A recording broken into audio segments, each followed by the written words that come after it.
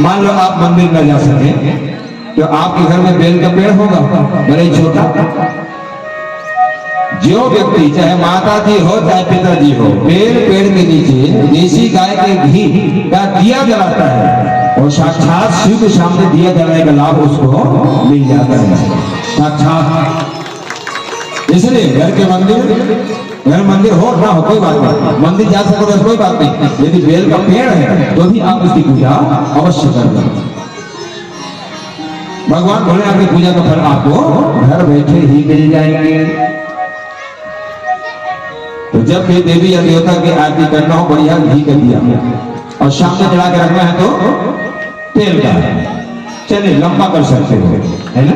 और भगवान भोलेनाथ के आप पौचहर भी लगाते हो, लखहर भी लगाते हो कि नहीं? हा?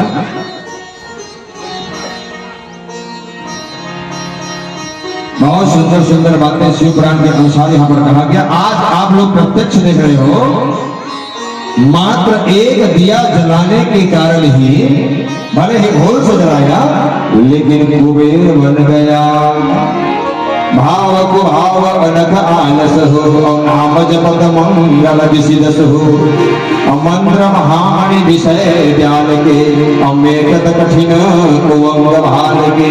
ले बताओ, अनजाने में जब इतना प्रभाव दे रहा है तो जानबूझ के चढ़ाएंगे, देंगे तो क्या नहीं होगा।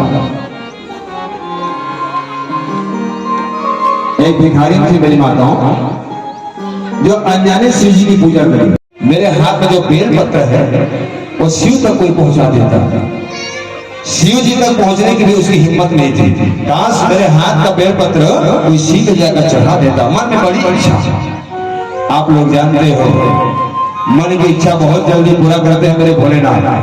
बहुत दयालु, बहुत कृपालु,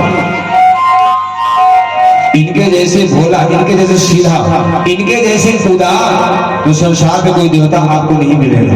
एक चोर को भी कुबेर बना दिए थे, चोरी के भाव से गया था, अब कुछ नहीं मिला तो वो चोर भगवान शिव के लिंग में ही चढ़ गया घंटी चोरी करने के लिए। और उतने में भोलेनाथ प्रकट हो गए। बोल बेटा, बोल बेटा, बोल, तुझे क्या चाहिए? लो बताओ मौदाई हो।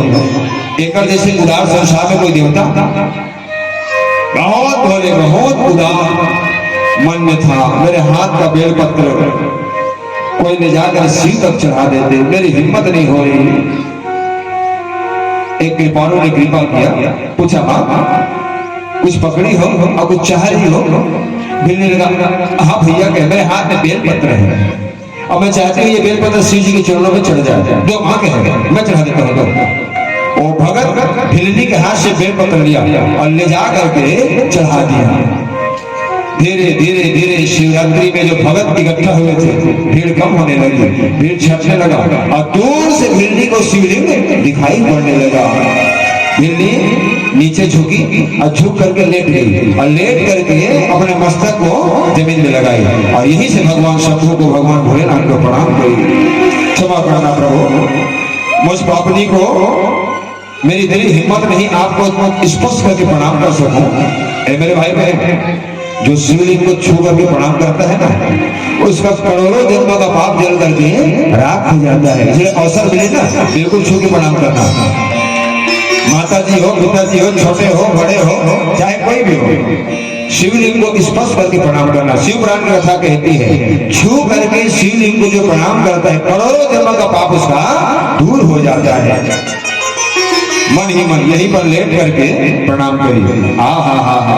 आज उस भिलनी की मानसिक पूजा को मेरे भोलेनाथ स्वीकार करने वाले हैं और करने वाले हैं नहीं, कर ही भी मेरी माताओं जैसे तैसे उठी और लड़खड़ाते लड़खड़ाते आगे बढ़ी। ज्येष्ठ का महीना था, 15-20 कदम आगे बढ़ी थी, कमजोरी ज्यादा बढ़ गया और देखते देखते काल आगे इसको लेने के लिए धड़ाम से गिर पड़ी भिलनी। और जैसे धड़ाम से गिरी है, आकाश मार्ग से सुंदर विमान आने लगा। ये विमान जब आ रहा था ना, तो दूर बड़ पेड़ के नीचे बैठे गौतम महात्मा देख रहे थे। गौतम ऋषि सोचने लगे, कौन भाग्यशाली जीव है जिसको लेने के लिए महाशिवरात्रि को दिव्य विमान आ रहा है। आकाश मार्ग से विमान आया मेरी प्रिय माताओं, और आकर के उसी भिलनी के पास वो विमान रुक गया है। और रुका ही नहीं, उस विमान से सुंदर दो शिव जी के गण निकले, भगवान शिव के समान।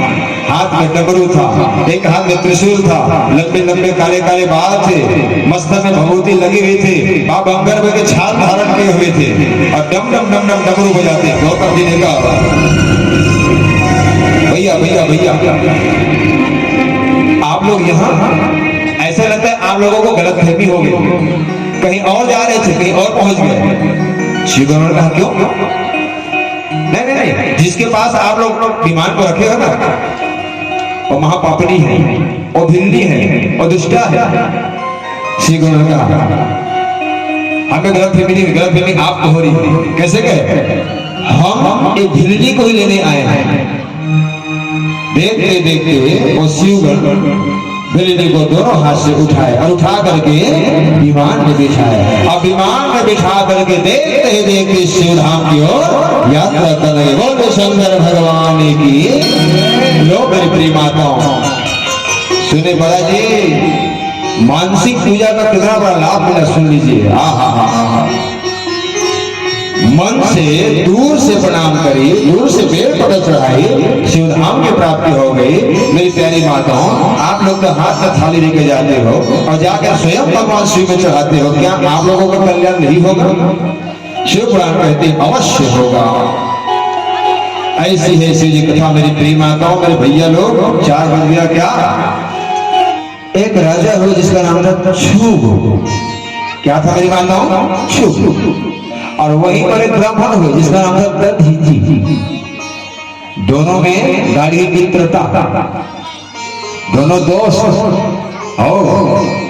आज से भाभी का नाम सुन के भाई प्रेम से कहो, वो इसलिए नाम तो रही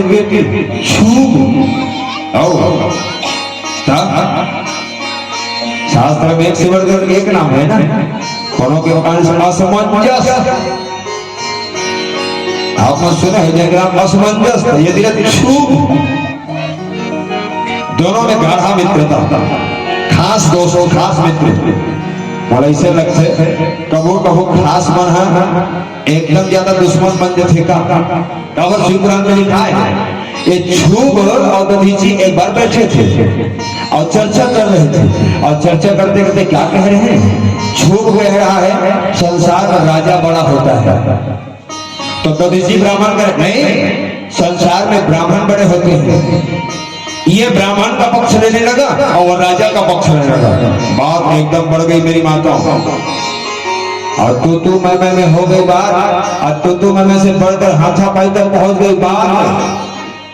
एक दूसरे को मारने की स्थिति में आ गए। दधीचि कहता था, अछू कहता था, ये बता कैसे ब्राह्मण लोग बड़े हैं? तो दधीचि कहता देवाधीनम जगत सर्वम, देवाधीनम जगत सर्वम। ये जगत देवता मन के अधीन है। देवाधीनम जगत सर्वम। उसके बाद मंत्राधीनम च देवता, जेकर अधीन संसार है वो देवता मंत्र का अधीन है। और ते मंत्र ब्राह्मणाधीनम, और वही मंत्र ब्राह्मण के अधिकार में अधीन है। इसलिए तस्मात् ब्राह्मण देवता। और देखो से ब्राह्मण मन हर देवता कहा थे, ब्राह्मणो जन्मना गुरु। जन्म से ब्राह्मण जीव मात्रा का गुरु है मेरे भाई बहन।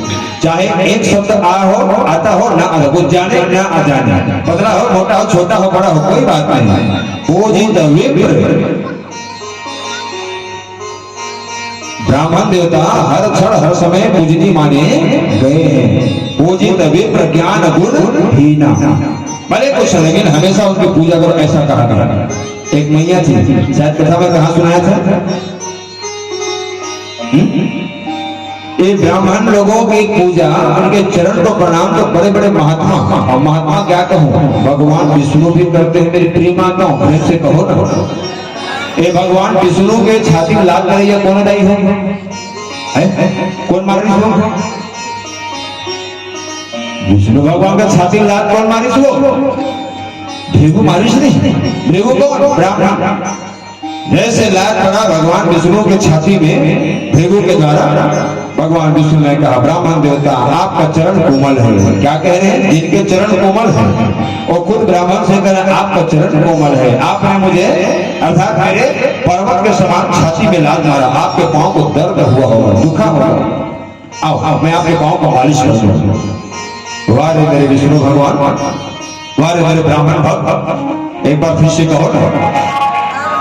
मैं निवेदन कर रहा था, एक मैया जी बैठी थी चोटी में, टीला में, पर्वत पर, और उसके बाद दो बालक था, दो बालक। और माता जी एक बालक को पहले दूध पिलाती थी, और दूसरे को जब दूध पिलाती है ना तो सबसे पहले पानी में रखे रहती थी, पानी से अपने स्तन को धोती थी, और दूसरा नंबर के बालक को पिलाती थी।